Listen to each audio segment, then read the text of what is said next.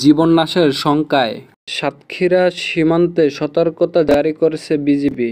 মঙ্গলবার ১ অক্টোবর বিজিবির সাতক্ষীরা ৩৩ ব্যাটালিয়নের অধিনায়ক লেফটেন্যান্ট কর্নেল মোহাম্মদ আশরাফুল হক স্বাক্ষরিত এক সংবাদ বিজ্ঞপ্তিতে এ তথ্য জানানো হয়।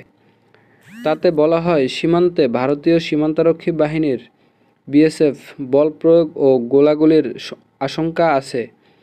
তাই বাংলাদেশি নাগরিক অবৈধভাবে সীমান্ত অতিক্রম করলে বিএসএফের মাধ্যমে জীবননাশের ঝুঁকি আছে।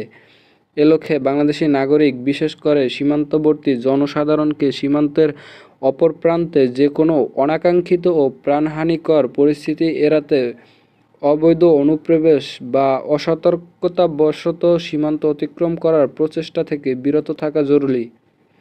বিজ্ঞপ্তিতে বর্তমান পরিস্থিতিতে বাংলাদেশি নাগরিক বা দুষ্কৃতিকারীরা অবৈধভাবে সীমান্ত অতিক্রম করার চেষ্টা করলে সঙ্গে সঙ্গে তথ্য দিয়ে সহযোগিতা করার অনুরোধ জানিয়েছে সংস্থাটি।